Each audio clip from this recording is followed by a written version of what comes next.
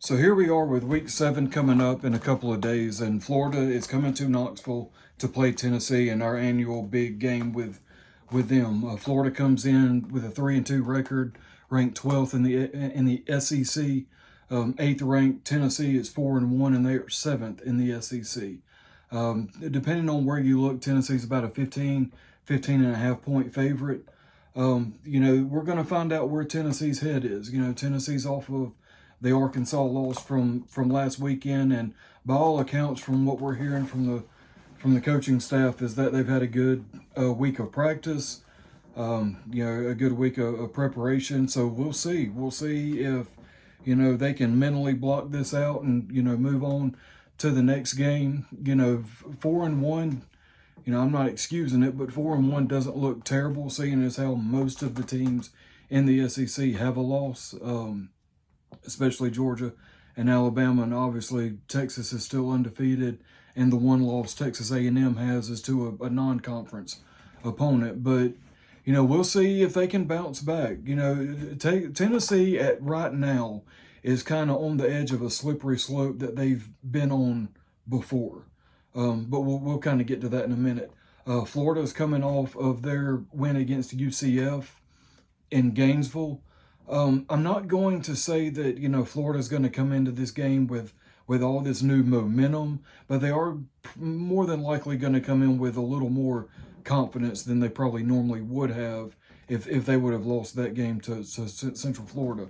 But yeah, we'll see. Like I said, we'll see if Tennessee bounces back or if they've kind of relegated themselves to another 9-3 or an 8-4 season, which, we've seen, Tennessee at, countless times. We had the 10-2 season, but other than that, it's, 9-3, 8-4. There was even a 7-6 in there somewhere, I believe, recently. But we'll see. This is kind of a fork in the road. I made a comment online earlier today that, the fans can, say what they want, speculating one way or another as far as, which way the season is going to go from here, but it's up to the team, and the coaching staff too. They're going to have to do their job and really kind of help these guys navigate these next couple of weeks with the games coming up. They get Florida this weekend, then Alabama, and then Kentucky.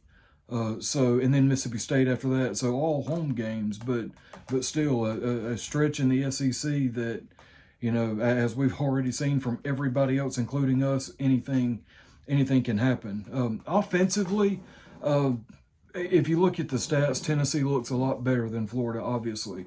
Yards per game, Tennessee's ranked 5th in the nation. Points per game, we're ranked 4th. In the same stats, Florida yards per game is ranked 79th, and in points per game, they're ranked 67th. But here's a thing for Florida, and I listen to everybody's stuff, all different podcasts from different teams, especially when I'm getting ready for these videos and other different YouTube, videos and stuff that people are putting out there. And Florida's saying, Florida will have a fighting chance in this game if they can successfully put Nico under pressure, because under pressure he has not performed very well. He has the potential to still make clean, deep throws, but he just hasn't.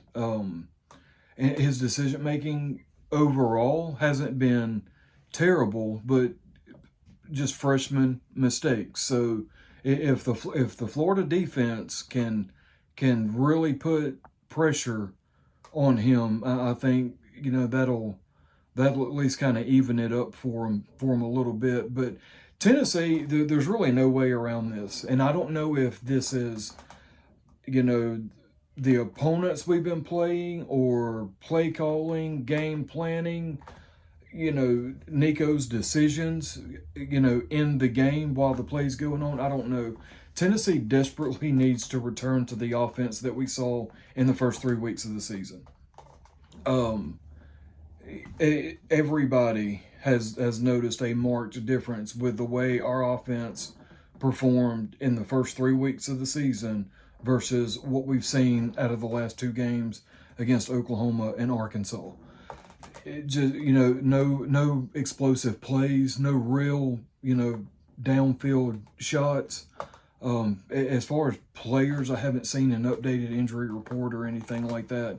But I'm assuming that most everybody's going to be available. You know, Brew McCoy had a bit of an injury with Squirrel White and somebody else, but we're already hearing that those guys are going to be back. They didn't have season-ending injuries or anything like that. So with supposedly a full, you know, wide receiver room and, you know, all the running backs we have, you know, they again, you know, I said it going into the Arkansas game, and it didn't really seem like it happened. They need to open the playbook up. Nico needs to start running the ball again. You hate to say that an offense like ours, you know, completely hinges on like one particular thing or another, but our offense really struggles when the quarterback doesn't or can't run the ball, because that is when an offensive unit can run the offense that we play, can run the ball with the quarterback, that's like another running back that the defense can't defend, and it drives defenses crazy.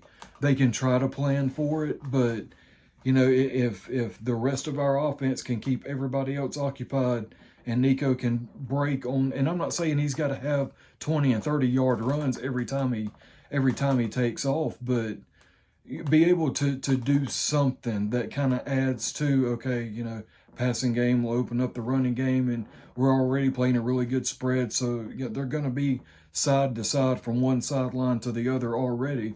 Just having the element of him being able to run the ball, and whether it's like a RPO or whatever, is something that defenses will have a hard time with, and be obviously a clear advantage for us. But you know, speaking of just between the whistle play and even especially before the whistle, the penalties, I hope they have done something this week to try to clean up all the penalties. You know, in the Arkansas game, it seems like every time we looked up, it was 1st and 15. You know, or you know, we would get a good downfield play or a run or whatever, and it's coming back because the lineman was too far downfield. Now, the whole lineman being too far downfield, I don't want to say that's a call that really kind of splits hairs, but you know, they are what they are. You know, if it happens right in front of the official, there it is. And yeah, I heard all the reports and words and people, you know, complaining about some of the officiating at the Arkansas game, about some of the stuff that the holds and things like that Arkansas got away with. You know what? We'll see. You know, I don't know. No one thing by itself lost us the Arkansas game, so I'm not gonna sit here and say that, you know, bad officiating lost us that game. And even if that were closer to the case, I wouldn't say it anyway. But yeah, the penalties. You know, we were penalized 10 times for 60 yards against Arkansas. That ain't gonna do it. That's really not gonna do it. That, and just, you know, better, you know, more sound fundamental play. You know, the offensive line's going to really have to do a better job of defending Nico. And again, you know, not to beat that drum anymore, but you know, when Nico gets into these pressured situations, find somewhere to go, you know, or try something. You know, it doesn't mean, you know, he's got to tuck and run, you know, every time, but you know, go through his reads, go through his different options, and just try something. For Florida, you know, Florida won this game last year, 29-16, and it was a loss that Tennessee had that at the time nobody saw it coming. You know, nobody saw the Florida loss coming last year, or most people didn't see it coming. Like most people didn't see the Arkansas loss coming this year. You know, so maybe, I don't know, maybe the Arkansas thing was it. But if you're Florida, and I'll play devil's advocate a little bit here, because I've been kind of paying attention, like most everybody else, to the whole Florida coaching and Billy Napier situation or whatever. And I was going to say something earlier in the week about it, but I knew I was going to be doing this video anyway. But if you're Florida, now don't get me wrong, I would never speculate or suggest that a team would purposely lose a game. However, if you're Florida, with everything you've gone through this year, or everything you've gone through over the last couple of years, and now it's finally gotten to the point to where a decision's got to be made over the future of Billy Napier as their head coach. In the long run, is it better for Florida if they lose this game? And I say that to say this. Like I said, Florida's 3-3. Let's say Florida pulls off the upset, they're 4-2. Well, I think most people would agree with me that the last game of the season, the Florida State game, Florida's going to win that game. Florida State's not going to get it turned around. They've only won one game so far. So, 3-2, 4-2, 5-2. Who's to say Florida can't upset Kentucky? Or another game they're not supposed to win. And all of a sudden, now obviously this is like pipe dream, best case scenario. But all of a sudden we're going to look up at the end of the season, and what if the Florida State win after the Tennessee upset and one or two upsets somewhere else? Whatever, or really just one. What if they look up and now Florida's bowl eligible, going to a bowl game? Did that just basically buy Billy Napier another year in Gainesville? I don't know. And the fact that he's still there after all the issues they've had, seemingly, year in and year out. I think this is like his, I don't know how many years he's been there, third, fourth, something like that. I could be way off, but I don't. He's had a lot. He's had way more losing record seasons than he has winning seasons. That's for sure, definitely. So, but at the same time, like I said, he's still there. So, are the powers that be basically waiting to see what happens? Because every year that goes by, that buyout gets cheaper and cheaper. Now, I don't think Florida has a problem with money, as do most SEC schools, but especially down there. They even, with all the issues they've been having, the Florida fan base they're still there, and they're still rocking. Florida has an awesome fan base, like most of these schools do. But you really just can't help but wonder if, what are they waiting for? Yeah, they won the UCF game. You know what? Florida could have lost the UCF game. Billy Napier could have been fired yesterday, could have been fired Monday, but they win the UCF game. So you can't help but wonder if, every win that they're able to get, is it buying him more time? And at what point does it buy him a whole nother year? So I don't know. Like I said, Florida would basically have to have a lot of things go right for them.